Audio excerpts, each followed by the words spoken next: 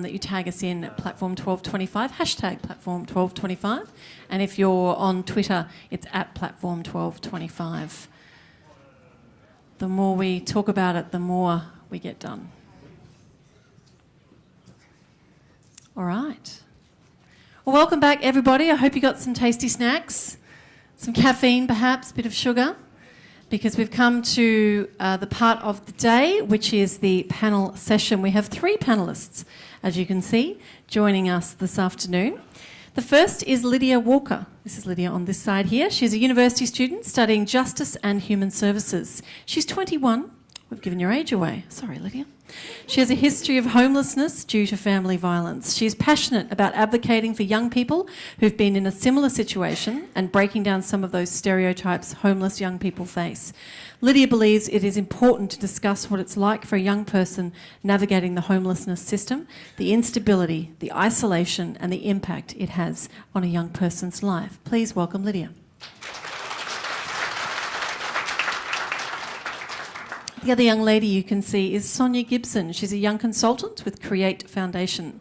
Through Create, Sonia has shared her story at Child Safety Officer training, met with the Minister for Child Safety and engaged in numerous other opportunities. She is 23 years old and has experienced foster care, residential care and homelessness. Sonia is passionate about seeing young people supported as they transition out of care and empowered with housing. Please welcome Sonia.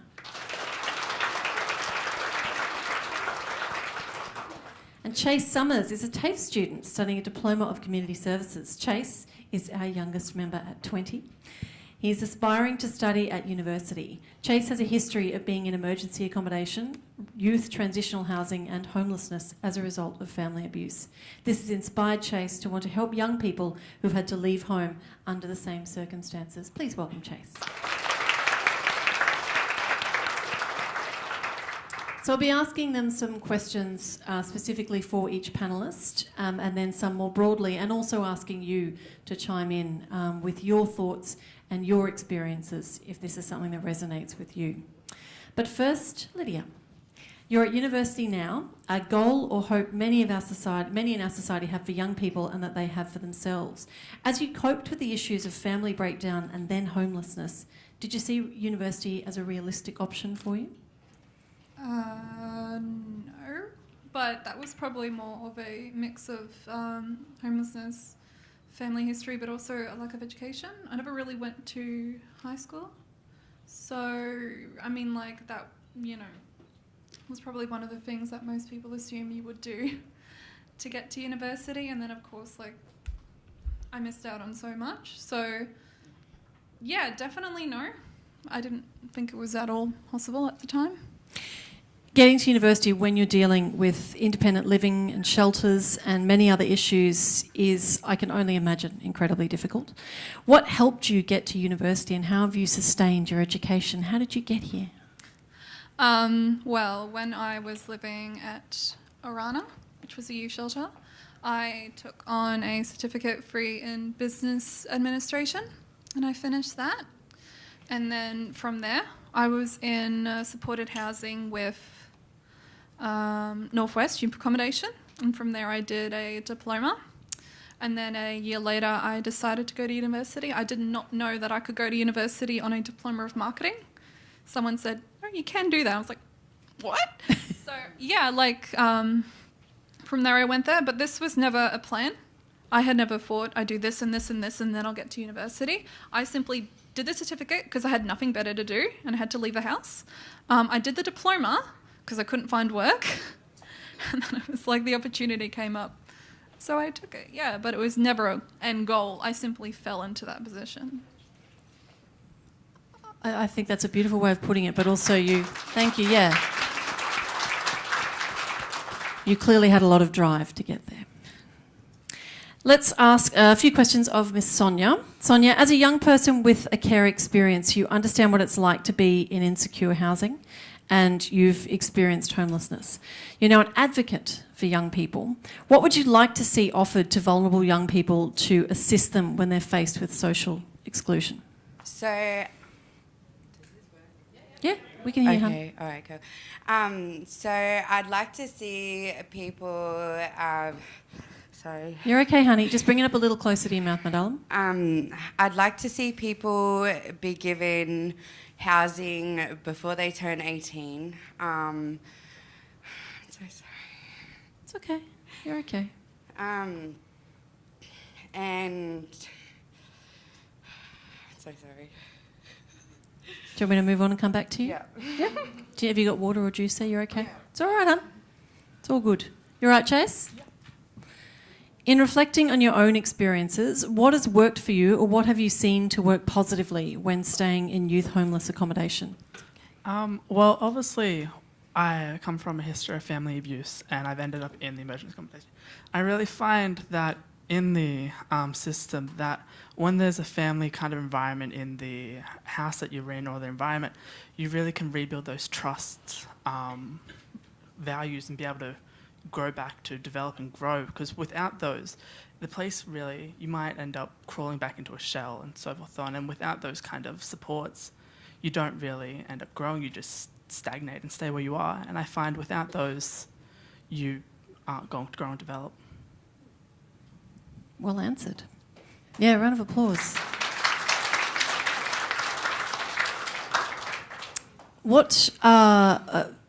Do you think it's important for young people who are homeless or at risk to have stable accommodation if they want to study and complete their education? I definitely do, because without that stable and affordability, people that have come from this system could end up back in it, because you've got to think a lot of people who do study sometimes tend not to work or can only work part-time because of the full-time study load. And without that affordability and stabilisation, you could end up back in the system, or you could even lose your degree. And from that point, you would then get the additional HECS debt, and then you'll have to redo that course. So then it's just adding up more debt. And in the future, it just makes your life even harder, because now you've got to pay off that extra who knows how much money because of that year you've wasted. And I think that's really important. You need to have that accommodation and stability for that period of time while you are studying and so forth on. And I think that's something we are slightly lacking at the moment with young people coming out of the system. What are the barriers to social inclusion that you feel add to the difficulties faced by the LGBTIQ young people? And what would you like to see put in place to ensure some improvements? Now, this is a really hard thing because everyone in that community is different and has different barriers. I actually think in one way the community itself might have segregated themselves from everyone else, because we have all these labels for self-identification, which are positive and they help us identify. But I think in that they also restrict, because we do tend to label ourselves, and why I don't see the need of having to label yourself when you're just you. Why do we have to come out? Why do we have to do this? When we're talking about inclusion acceptance, we shouldn't have to do that. And we should just be able to be ourselves without needing all those labels. And I think that just complicates the whole matter. I think the best way to do it is, well, it's really hard because it's still a thing, but obviously we have to self-accept and try and stop overcomplicating the matter ourselves so other people can understand, because there's so many different things out there that everyone's trying to keep up with all the things. Like, as of the past 2 years, there's been so many additional labels that I've come across, and it's just, I think, hard for people outside it to be able to be inclusive of all that if they don't understand all of that, because if you're not exactly in the community yourself, you don't always keep thinking. I'm in it myself and I don't understand half of it, because there's just so much rolling, and it's progressive, but it's also it's deprogressive at the same time, because there's just too much of it. And I think we just need to simplify things to be able to get the information out there, to be able to support the people that do have it.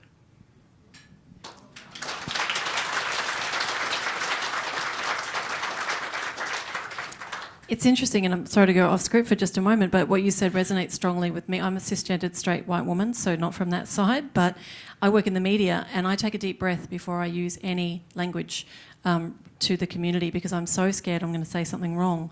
And sometimes I don't ask a question because I'm frightened it's going to be the wrong question.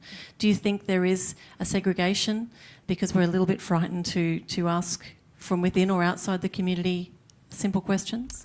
Definitely, and I think that comes across because of the diversity of it all. Like, I think that a lot of people are scared of using those words, and because there are so many words, in that kind of concept, it's because I think that not in all cases, just in some minor things, there are instances where you'll say it and people could take offense. And I think because there's that overcomplication, that's where it adds the fear of doing that, especially a media thing, because if you do it, you could completely, I guess, rub someone the wrong way, and I think that's what we're afraid of. We don't want to offend anyone, and I think that's where it comes in, because everyone's, in the past few years, like, we've become, I guess, over political, and I think we need to double back a little bit on that so we can have that acceptance. Sorry, can I just say something? Absolutely, yes, please. Isn't it, for me personally, I don't believe that we should change for society. I believe society should change for us. If it is overcomplicated, that's their problem, not theirs. Because at the end of the day, you are who you are, and society is so strict and rigid, but that's not because society is strict and rigid. That's because for years we've been living under a very heteronormative environment, really just limiting environment, and the best thing we can do for the community isn't just change the community, but change the society the community is forced to live in. Thank you, Lydia. It's a very divisive, there is no wrong opinion in this room. It is a definitely controversial thing, but you're saying the community shouldn't change, but in the last decade, the community's changed so much from that heteronormative community to now this whole diverse, accepting environment. If we hadn't changed the community, then we wouldn't have the current acceptance we have today. So it is a matter of changing. It's changing to a point where we can all accept and all meet in the centre to make these arrangements and all to be correct, in my opinion. Thank you very much. And we'll certainly open the floor. Yeah, a round of applause for both speakers there. And as I've said, and I'll say it more loudly, there are no wrong opinions in this room. So please feel free as we go through all of this, and I will open to the floor as well. But I do have a question for Sonia. Sonia, as a young person with care experience, experiencing care, you understand what it's like to be in insecure housing, and you've experienced homelessness. You're an advocate now for young people. What would you like to see offered to vulnerable young people to assist them when they're faced with social exclusion? Okay, so from the age of 16, I was in residential and my transition from care had started. Sorry. It's all right, sweetheart. And I was pretty passionate about my transition to out of care because I wanted to get out.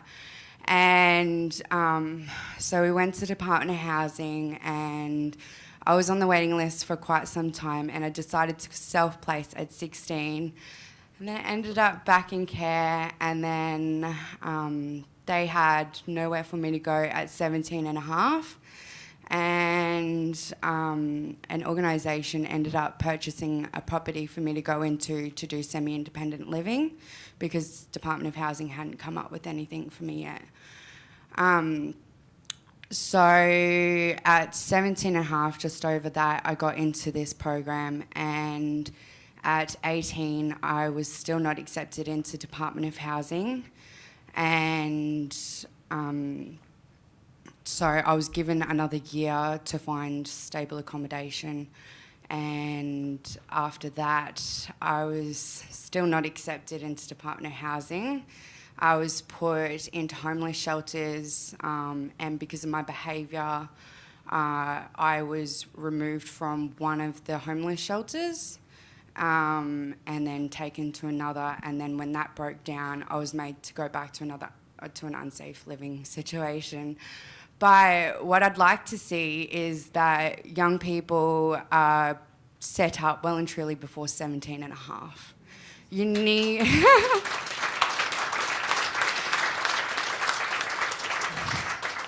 Young people need to know that they've got somewhere stable to live because they've been unstable their whole entire life in the system. They need to at least know that when they're 18, they're not going to be fighting to have somewhere to live, not having to worry that, tomorrow you're going to have to get up and pack your stuff. I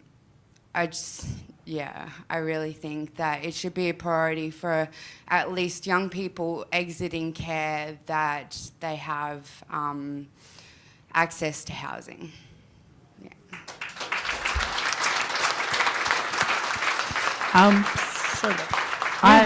Definitely agree with her in everything she said.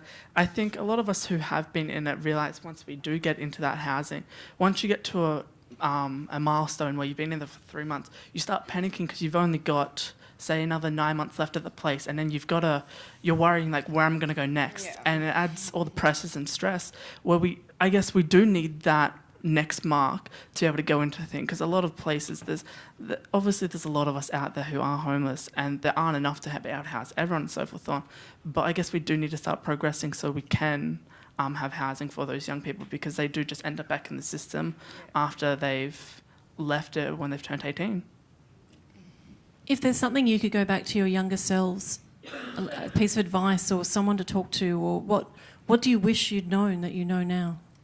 I would have learnt to speak up more, because I was a very quiet child. I didn't know how to say no. I didn't have any self-control over myself, and I just let things happen, and I wish I didn't do that. And I think that's what a lot of us do. We don't realise we do have control over our lives at that age, because we haven't built that maturity and independence, and we just let things happen. And I think that's what we need to be able to teach our young people, that they do have some control. And I think that's an excellent thing with the human rights. We need to be able to we now know that we do have control over those things and we do have those resources available, but we don't learn that in high school, and I think, or even school, and I think we do need to learn those things. There's not enough resources to teach kids that this shouldn't be happening, and I think that's where we're going wrong.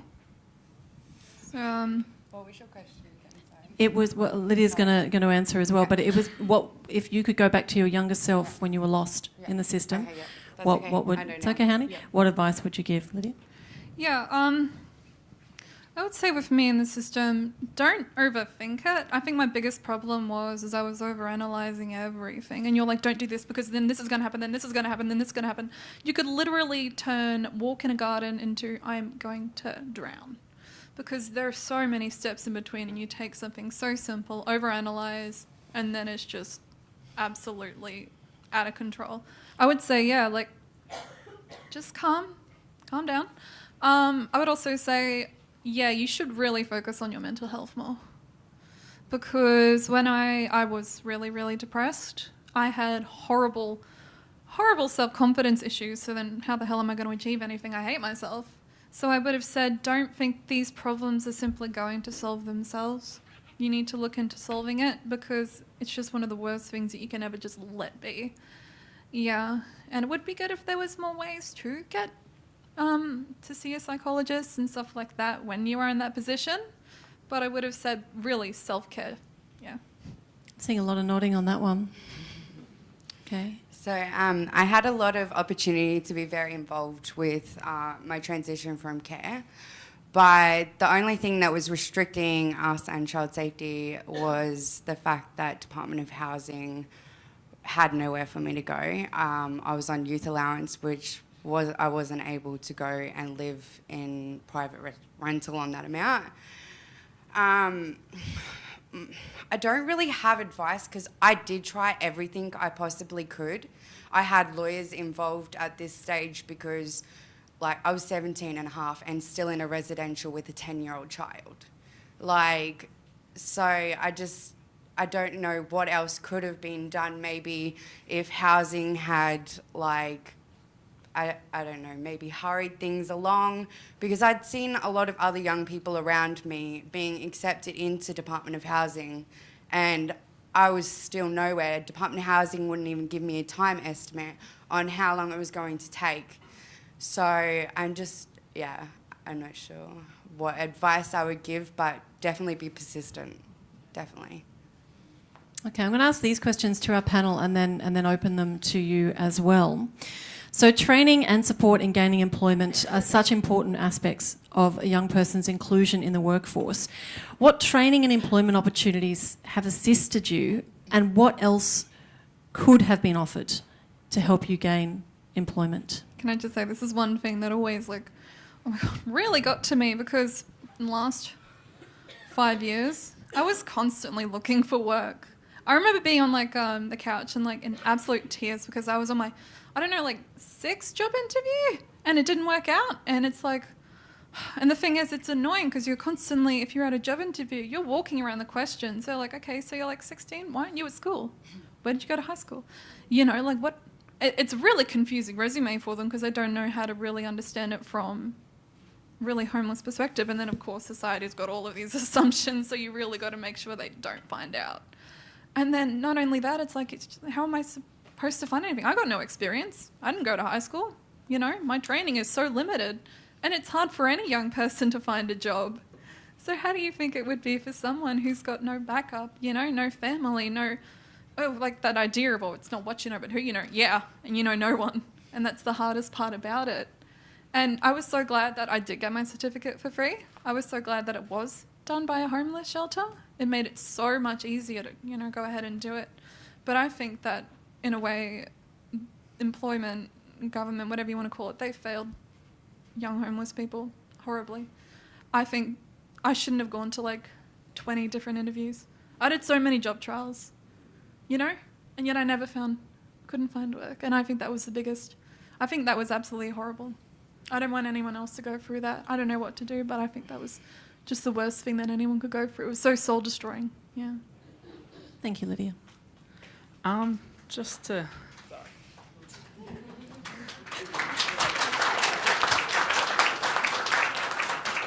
Chase. To add to that, I definitely reckon there has been quite a divide in the last few decades of getting jobs and so forth on, because if you look back to like my mother and that, they did a lot of on-job training and so forth on to be trained for that job to get the qualification that we now have to do prior to getting that job. I think that's the real dividing thing, because I think employers should definitely train their staffs, because I can go to TAFE, get a certificate, and then go to that job, but I'm trained for something completely different because that job demands something completely different, where then I have to train up for that job itself, and there's a bunch of different systems and so forth on to learn specifically for that job. So that qualification, yeah, will help me get jobs, but it's also, I guess, a time waster in my opinion. I know they're useful in the end, but I think employers should invest in their employees. They should train up them, so they train them for the job, also train them for the certificate, so that way by the time they've done all that training while they're working on the job, they've invested, so now they can start reaping on their rewards. So it's basically, I think they need to self-invest. Like we keep hearing about that just in everyday thing, like you need to invest in yourself. I think employees need to invest in us employees again, instead of requiring us to do this. Why not do it themselves? Because at the moment we have that struggle where we require all this education and it takes years and years and years, but in that time we're struggling because we don't have that income, we don't have that job. There's traineeships and stuff like that, but a lot of those are for the trades or certificates and stuff like that, and you don't actually get the job. It's kind of temporary, and then once you've done it, and then you've got to go try and find someone that will take you on. And at a young age it's really hard, and I think we do need to get back to that kind of on-the-job kind of training, so they can train us up, invest us, and that way they're going to want to keep us because they've spent all this time and money. And they have your loyalty. Yeah, and they have your loyalty because they've helped you grow, and now you're going to help them grow. Well said.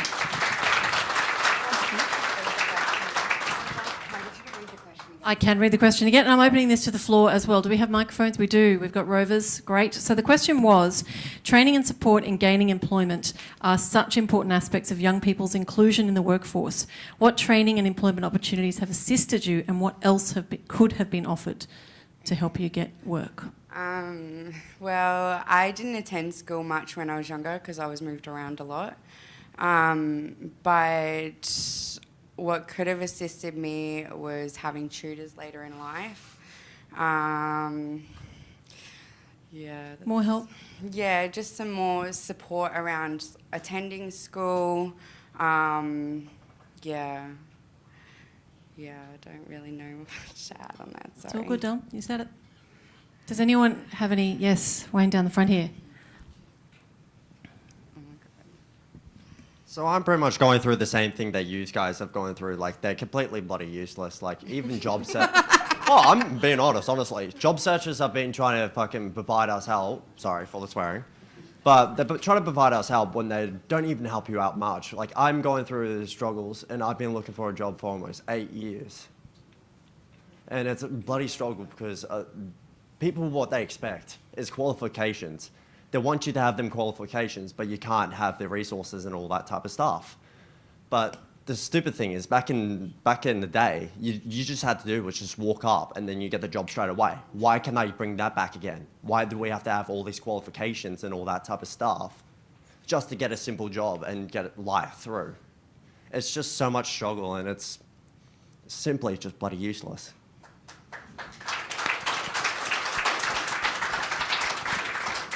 Does anyone else have any point of view on that? Someone who's been through it, or someone who works for an organisation that is thinking, hey, I can help? Yep. Hi. I just have a question. There's a lot of changes happening in child safety at the moment, and legislation changes increasing the age of support to the age of 25. And I just wonder, for you guys, at the time you were 18, if the same supports were available up until the age of 25, what kind of impact would that have had on your life and your transition into adulthood? It's a great question, thank you. That would have had a massive impact. So at the age of 18, there was no support services. Once I turned 19, there was this program that came in, Next Step Aftercare, and they were able to provide funding. But if that was around when I was 18, I think that would have given me more support of like getting more stable accommodation and stuff, because as soon as I turned 18, I had no one.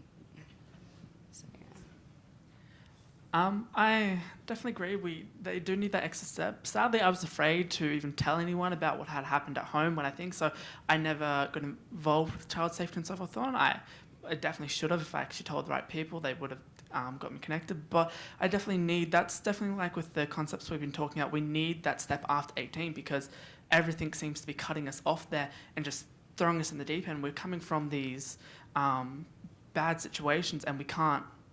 Once we get there, we've got to have jobs. We've got to have all this education by the time we leave home and so forth on, or by the time we're already out of home. There's nothing for us there, and that's the problem because 18, we are only just getting out of high school and so forth on. We need the jobs. We need to have this education so we can get the jobs, and we have to spend these years doing all this, and there's no support there for us to be able to do it.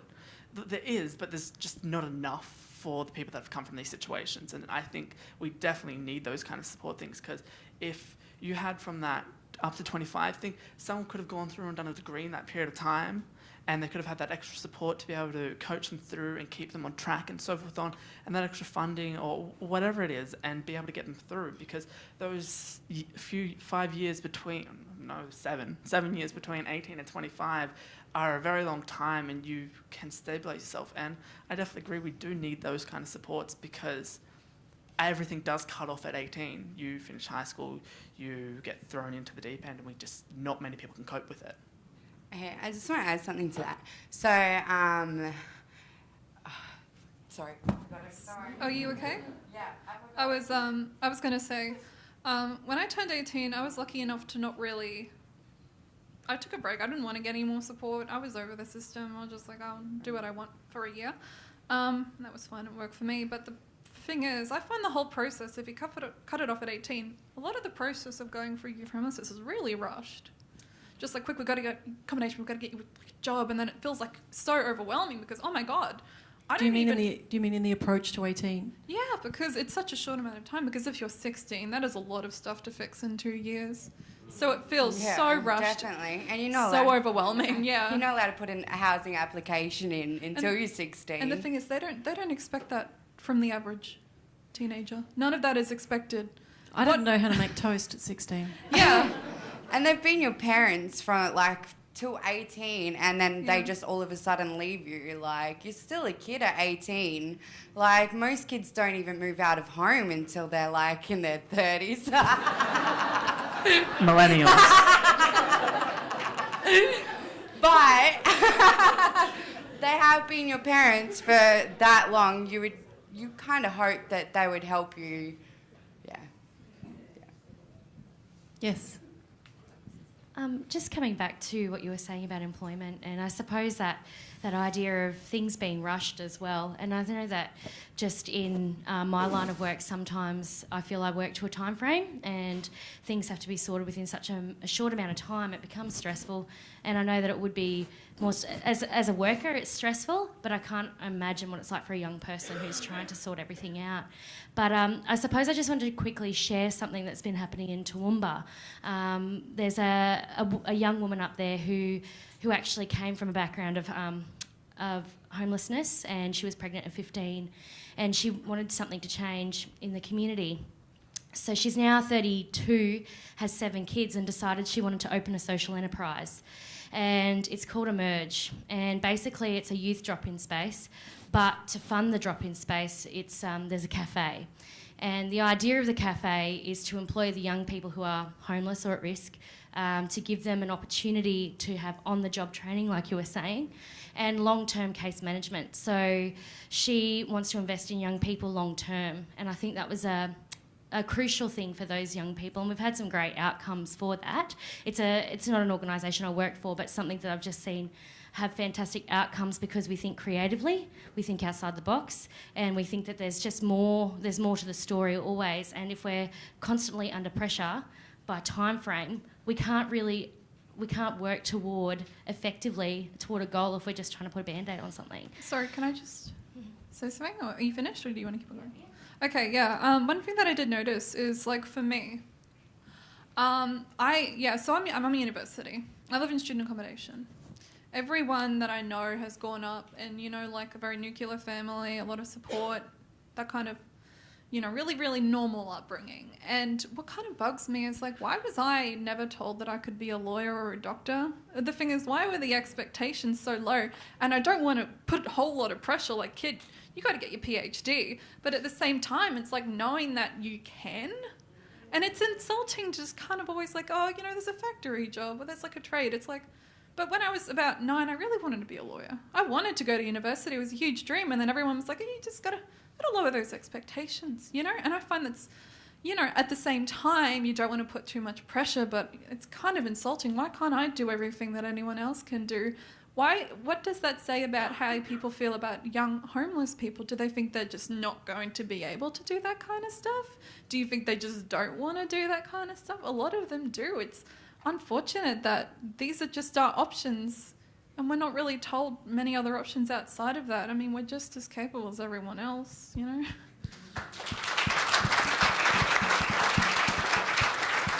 Is that how you feel, Chase? Yeah, I actually agree. I don't know these other ladies, anyone else in the audience that has been in the industry feels this, but I tend not to tell people that I've been in the homeless industry, especially my employees, because I feel in one way they might hinder it because they might look at me a little bit differently. I know that's not always right. They might not always be like that, but a lot of the time it could be because you tell them that and they're like, oh, well, are they going to be able to keep this job? Are they going to be able to keep stable accommodation and all that kind of stuff? And I think it can affect it, even just telling friends and stuff like that. Your friends might look at you differently and so forth. And it's very, I guess, a taboo topic for a lot of us who have been in it because we do feel that we do feel that kind of, I guess, guilt about it in ourselves because it's something we don't want to talk about, but it's something that does affect us and can affect us in many ways after we've left it. Sorry, what do you want to study? Did you say you want to go to what do you want to study? I do. I'm currently choosing between going to human services or becoming a high school teacher. Yeah, well, one thing that I do notice is when I've actually just, come out and said, yeah, I used to be homeless, is a lot of it is treated kind of insultingly. It's like they go like, oh no, like I'm turned into pity party for Lydia, and it's so insulting because then they're just kind of like, oh, so damaged. Look at you getting up in the Yeah, morning. and then it's like, they're just like, good on you. And I feel like, okay, the heart's in the right place, but that is really insulting. It feels so bad because we're all studying the same thing. We're all doing the same degree. Why am I the kind of person that you got to like coddle and kind of like, oh, you're such a good egg, And it is, I'm like, again, if you do this, I don't mean to kind of like, put you on the spot or anything, but it's like treating them like, just like anybody else. Don't think that they can't do something or you make the worst assumptions because I simply just want to be treated like a student. Got quite a few. Are we up the back here? Yeah. Yeah, my question actually is it kind of dovetails really well into what Lydia and Chase said, and I guess as service providers, what is our responsibility? And it is about you owning your story, and it's your story and it's yours to tell at any point in time, and you don't have to tell anybody. But is there a responsibility for us to start to do some work? Because we can do mentoring and we can coach you and we help you buy the clothes to go to the interview and do all the things in terms of getting jobs and further training and all that sort of thing. But is there a responsibility for us to start to look at how do we educate on a broader scale? So not individualised, but start educating about trauma. Start educating, and I'm talking industry educators, further providers, start educating about what homelessness is. What does it look like for a young person who might be homeless, so that they can start to do some early identification of that and not particularly single you out, but to actually have an understanding that that young person mightn't be able to, there's a reason they might have their assignments late, or there's a reason they showed up late today, or not individualised. I get that on every level, but I just feel like some of the systems don't talk to each other in that sense. It's like the employers need to employ and they've got a responsibility, but how do we teach them that there are some barriers in the way for some of these young people? think the biggest thing is kind of stereotypes. Like with young people, I guess the idea is the concept of a runaway. They had a good home and they chose to go on the beaten track, off on the train track and just kind of go on, and then suddenly drugs and alcohol. Again, there's that story that everybody sees in media. It's like, really? And then they just kind of assume like, I just got to be on the safe side here and assume that because I don't want them to ruin my business. I don't want to have to put all this effort into them. And it's like, that's the biggest thing, is all of these concepts and stereotypes. And everyone in this room probably has a good understanding that it's not that way, that is like way blown out of proportion in our society. But when we go out of the Royal, on the park, and you talk to the average Joe walking on the street and you ask for their opinion, I'm pretty sure that everyone's going to not be as understanding as you guys.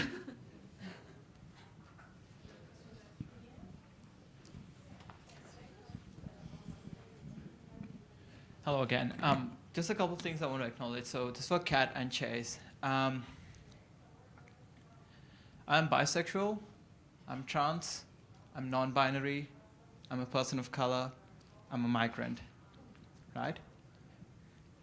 And every time someone asks me to introduce myself, I slap those words on whoever it is asking. I'm 23, I've had experiences of homelessness and significant experiences of poor mental health, right? And Kat, I love that you acknowledge your privilege when you said I'm a cis, hetero, white woman. But I'm inviting you to, and I'm inviting everybody else in this room as well, to ask these questions. You have to certainly ask them out of kindness and, without being invasive. And there's amazing ways of doing that. And, people working in the homeless industry, definitely we know how to do that, right? If anybody in this room wants to ask what these labels mean, I will more than happily sit down with you and explain it to you, because for me, these are the best ways I can identify to the general population, right? I certainly understand that labels are confusing, especially when we put more than one.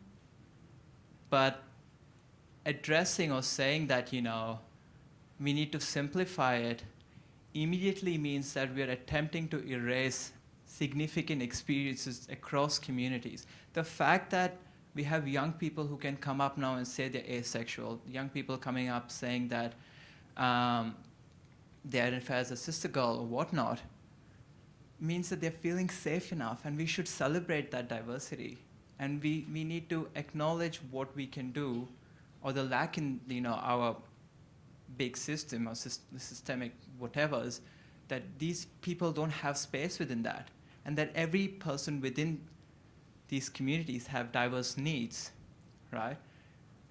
I find it interesting, and I see where it's coming, where we slap the lesbians and the gays and the trans and the bisexuals and the intersex and the queers and the pansexual and the asexuals together in one abbreviation. But we are all different people. We have ethnic identities, we have faith, we have religious identities, We can't simplify it. If I was Muslim, my housing needs would be significantly different. If I was Muslim and gay, my housing needs are further different. So I think on one hand, I totally acknowledge where, both the comments were made, but the way people identify is not for debate.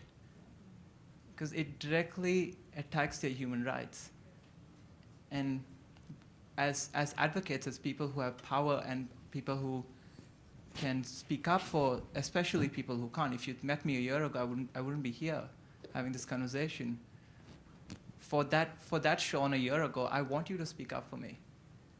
You know, Chase, Are you're you on a comfortable panel. being asked questions? Yes, please go for it.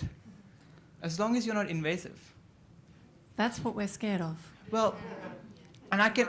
My privilege. Okay, all right. I'm not in no way What I can do challenging you. is- I'm just asking you how. I can give you contacts of people in the community whose job is to train on these areas, you know? So that could be something you're welcome to ask me questions, right? I mean, now, I'm bold as fuck. Like, I will tell you as it is, I'm getting that. right? But for the second person who may have had different experiences, because every trans and gender diverse experience is, and every queer experience is significantly different, right? They may not be as comfortable. And I find myself to be comfortable because this is the space I work in. And that's the only reason. But again, nobody has that privilege necessarily, you know? Peace out. Thank you. Right, yes. Thank you. Sorry to interrupt. Just to comment on what Sean just said, I do see your points, and I think they're 100% valid. I agree 100%. But I wasn't trying to say we should simplify. I think with all the labels, like, we've separated ourselves from, as you just identified her as a cis woman, I don't think we need those. I think, of course, they're identification, but why do we need those when we're just us? Like, I know, like, we all identify, but why do we have to come out? We shouldn't have to. And I think we should just be able to be ourselves without needing to be. Of course, our identification, but our identification's for ourselves. Sure, other people may ask, but do they really need to know? Unless unless someone's incorrectly, I guess, say if you're a female and someone's calling you a him, sure, correct them on that kind of information. But I don't think we need the need of, like, a lot of people. When I was growing up, there's a lot of coming out stories and so forth, and I thought that was complete crap. We shouldn't need to, and I don't think anyone should have to. I think people should just accept us for us, and I know we're still a long way away from that.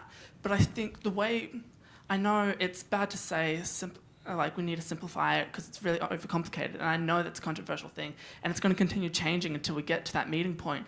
But I think doing all that, because there's like pansexual, asexual, a lot of them mean the same, genderqueer, non-binary. I know people have different definitions because everyone uses the words, and sometimes it's different from person to person, and that's my problem with it, because there are no straight up terms. It's too confusing for anyone outside who doesn't use those terms on a day-to-day basis to be able to process that, to be able to understand. And I think that's our issue. Obviously, we can't simplify it. The identification is definitely important, but we need to have them set. We can't have them varying because, of course, everyone's different. You can have multiple, I can't even remember how many you said. I'm sorry. I don't either. I can respond to that because certainly on one hand, why do we have to come out is a great question. But right now, at this point, 2019, Australia is a highly multicultural community. If you go down to Logan, there's over 100 communities living in that, in Logan alone, and it is acknowledging that, right? And the very sign of a community or a civilization is that the language we use is always evolving. As is the conversation. And it will, and I hope at lunchtime and when we see each other outside of this room, we continue to evolve the conversation and keep having this one. So let's move forward and Wait, talk. can I just make a quick comment about? I think the only thing is to remember is often having a label is a very empowering process, because then you have a community.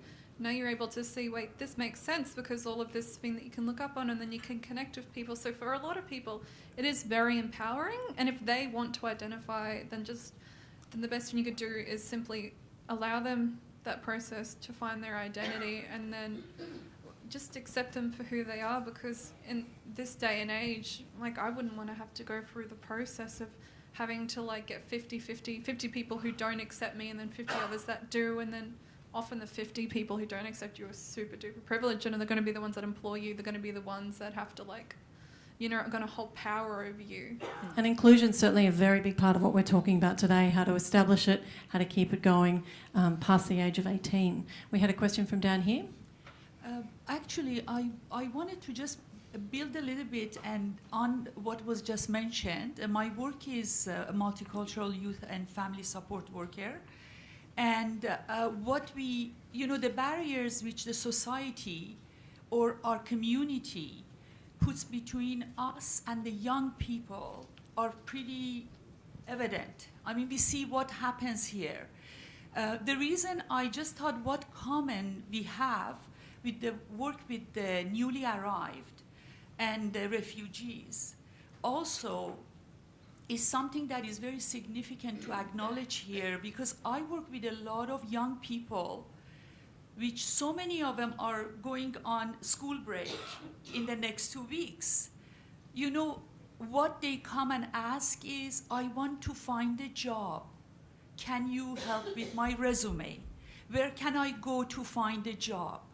These are young people who would like to do what's right. But where I'm sitting is, what am I going to do with this? Is there a job that's going to be offered to any of them? Because there is another barrier here. It could be the scarf on a young girl's head. And I know, for example, one of the clients that I have, she's doing nursing in year 2. And she's done so many job interviews, the same as what Lydia was mentioning, and any of you young people. And I think it goes back to the fact that the problems are as deep and as very, very similar. Doesn't matter if you're sharing our story or not, there is some barrier out there. Which, how can we remove this? And I'm thinking of what Nikki just earlier mentioned about her life was changed by people doing acts of kindness, mentorship they took upon themselves.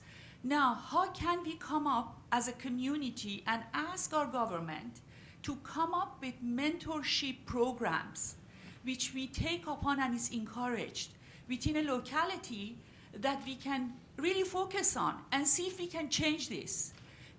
This can be something, and my question is, do you think that something in that level can change lives of the young people who are experiencing such diverse hardship in the society today? Yeah, so just with that, I study policy and governance because I'm actually very interested in that question as well. We still have to make these programs within, a government level. We still have to, hard part is you have to convince everyone. How do you convince everyone? How do you make these programs where they can see a benefit? Because we live in a very neoliberal society, and they want to see results. They want to see, okay, so how many of these kids are getting employed? How many? And again, then it becomes rushed again because quick, we need to get the funding, and we need to be able to get these many people. And that's the thing. It's just such a societal issue in how we look at community programs. And it's so based on, statistical analysis. How do we do this in the most efficient way possible? And unfortunately, that means that government, it's not the best option. Community programs are far, far better. But unfortunately, that's becoming harder and harder for them to be able to do that process. So I would say, the best thing you can do is make sure that you can make up for what the government isn't able to provide, and that's a sense of understanding and treating people as individuals. I know we really want positive results, and I know we want positive results fairly soon, but putting a lot of that pressure is just going to cause burnout to the young person. For the people who are in the room today who are part of some of the programs in the system and part of the outreach programs that hopefully will impact your ability to get work and to find housing, the programs that you have utilised so far and the system, what did you find easy to navigate and what did you find difficult to navigate? Oh, okay. To navigate, I definitely found when I came into the system, there was nothing I could navigate easily at all. I had no concept. I didn't even know there was this kind of industry out here that would help people when I first came out of home. I was couch surfing for a very long time until someone actually acknowledged it to me, and I realised it took a very long time for me to get in there to find someone that would actually help me to be able to navigate it and find the resources I need. Of course, that is where all those people that do come in, to be able to add that in. But I guess the hardest part is to navigate the system is when you come in, at least in my opinion, because you don't know nothing, you don't know how to find anything. And I think there's like no pre-thing, and I definitely think that's something, as I made the comment earlier, we need to add that information into possibly schools so they do know that we have those kind of rights and self-control and all that kind of stuff. We do need to add that in there. We need a roadmap. Yeah, we need a roadmap so we know those things are available and so forth on, because we don't learn that. I think a bunch of stuff I learned in school is completely irrelevant. We need to restructure it, and I think that's one of the reasons why I did want to become a teacher, so I could make more beneficial I guess, time for the children I was teaching and so forth on. And I think that's what we need to do. We really need to restructure a lot of our country because there are a lot of flaws to it. And I know that, and we can all admit that, but it's going to take a very long time for us to get there. Yeah, just with that, I honestly would say navigating the system is borderline traumatic. You know, Yes, I it would is. say it's like I'm gonna be honest with going through all those bloody job interviews and those job trials. I still to this day really doubt the fact that I can get a job. I mean, at university when I graduate, then I got to start looking again. And sure, I have a university degree, but that's no. You got to have experience. That's it. How do You would get experience anyway because you have to do practice. Yeah, but they want more experience than what that prac work is. And Pretty much. that's the thing. It's like the idea of going back and having to find work again is incredibly scary because now it's like, now there's more on the line because I put the last 4 years of my life on hold to simply increase my chances of finding work. And oh my God, what am I going to do if I still can't find work? You know, it's so scary, that concept. Because, you know, what am I going to have to do? Like, what do I do if I get a doctorate and I still can't find work? That's my last option, you know? I have to all the way up to that level. But yeah, it's scary because, like, I'm legitimately scared of finishing university and having to find work again. I understand completely. Does anyone have... Yes, we've got one down here. Hi. Hi, I'm from Substation 33 and we're located in Logan, and I just, in relation to what the lady was saying about Toowoomba, we have people come, 650 volunteers each year come through and have been able to place over 100 into employment. Now that's people that don't have any connection to Centrelink, could be homeless, could be whatever the situation is, everyone is welcome and we will help them find employment. That transition can be from any point of view, really. Like, it just depends on the person. We have some people doing traineeships. We have some people working on manufacturing for road flooded signs. Some people are programming IT databases. We've got lots of stuff going on, but there is places out there. And I suppose for me, it'd be nice to put it out to work out how to get it more into the homeless shelters, so that What are you doing people now? could... I'm putting it out there, but... No, currently, how are you? What's the current inroad into the homeless community? Look, it's not very high. We have a lot of youth couch surfing, which we link in into our housing area to try and get them into stable housing. But it's not great. Like, I suppose my role is sort of based in a warehouse and then looking at employment. So trying to get it in those doors would be great, and listening to the guys hear that it's about job prep. And look, everyone's linked to a job provider, absolutely, that's on Centrelink payments, but realistically their workloads are huge and they don't have the time. And look, if you can find somewhere, I'm putting my hand up, you're more than welcome to come see me, or if you know anyone, you're more than welcome to come see me and I'll see what I can do. But there are some really great organisations out there supporting that, so yeah, I don't know. Sorry. Thank you. No, don't say sorry. Thank you very much. Just on her topic, I think that's the one thing we are definitely lacking in this community is communication. Like, we won't know about that unless someone tells us. And there's no communication between all the organisations to pass that all on, because some of the workers that you work with at different organisations know different things, and their little things. But we need to have, I guess, a grand source where everyone can kind of pass it in, so that organisation can share it out to all of the little places, so we can get access to that, because we don't know about it until we get told. And a lot of the time, the resources are out there. No one knows about it, or it's very quiet, and that's how we're not getting the results we want, because there's just no information. Like, there is, but it's just not getting to the people that need it. Chase, well done, mate. You've just highlighted a major problem with the community sector, and it's a lack of collaboration. All right? We're all kind of siloed in what it is that we do, and you've captured it beautifully, mate, by saying that we all need to work together. Well done.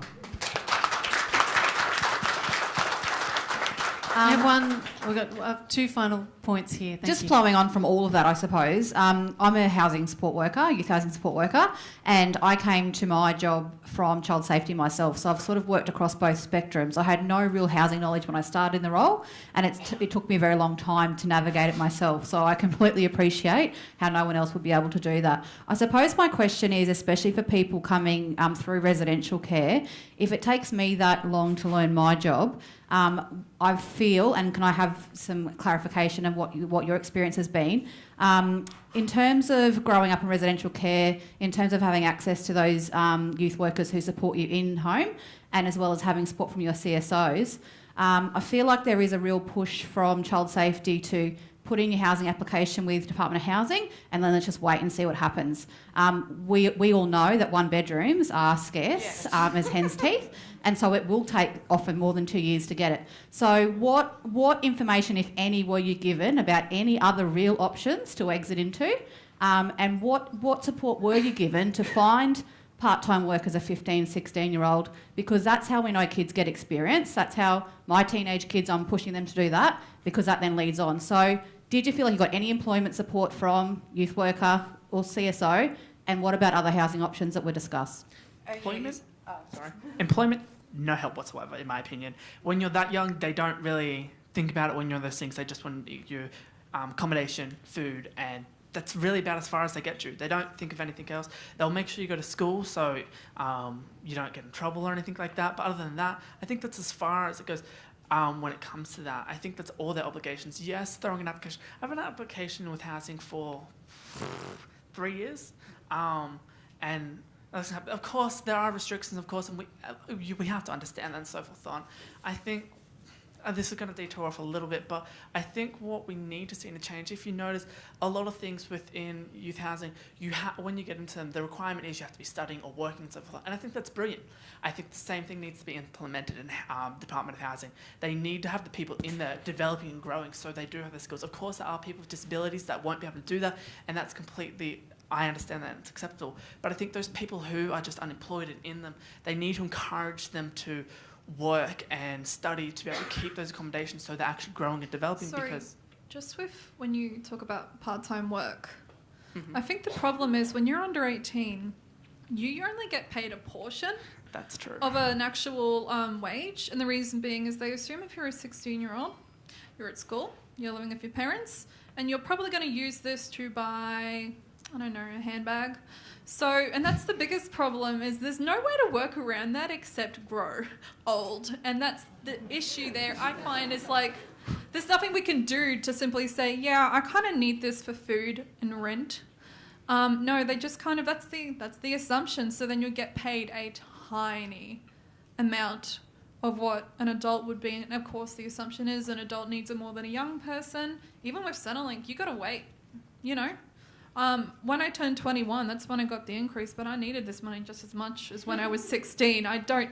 My age has made no difference to the need of the money. That's a global discussion, that one, not just here in Australia. Did you have something to say, Sonia? Can I get you to repeat the questions? Sorry, darling? Can I get you to repeat those questions? Sorry.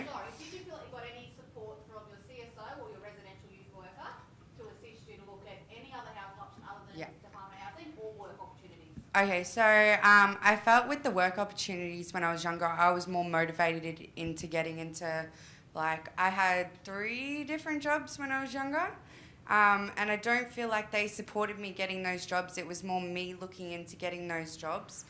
And what help did you get in housing? Pardon? What help did you get in housing? Oh, that was a long story. Can I ask, did you get support to get to work? Yes, definitely. When I got my first job, I did ask to walk because it wasn't that far, and I was able to walk to that job. But yeah, and I totally agree with you where you said, where the 2 years is definitely not enough. Like, I really think that you should be able to get a housing application in sooner since the waiting list is so long. Like, I was told in my local office it was 7 years waiting list. Yeah. And As a housing worker, I tell my guys, don't bother, let's look at the other option. yeah, and We're not waiting for that. Yeah, and I think there was a couple options that I was given, but because of my high behavioural needs and stuff like that, they wouldn't accept me. So my only option was Department of Housing. Thank you very much. Can I just say, sorry, one last thing? Yes. My employment was also connected to an injury I had when I was about 16. I had a job trial and I horribly bad knee injury, and it kept on getting progressively worse. So it would pop out randomly, and I recently found out that I have to get surgery on it. So I had no way of actually getting to see a specialist. I had no way of actually being able to afford any kind of, it costs hundreds of dollars. And then you go through the public system, but that's a migraine in itself. And that was a big thing that turned out to be a much bigger barrier to employment than I thought I would, because I did collapse in some of my workplaces where I really just made everything a lot worse. And I think sometimes medical needs can be a big barrier. And then of course medical, I don't have hospital insurance. I don't have any medical insurance. I don't know what to do. Yeah, so, that's another thing I can believe to be a barrier is medical problems. Yeah, absolutely. Can you please thank our 3 young people for speaking so openly and honestly, Sonia, Lydia and Chase. We have some gifts for the 3 of you, if you'd like to come in and grab your gifts from the lovely Caitlin there. Thank you so much for being part of our conversation today. There we are. One more round of applause, everyone.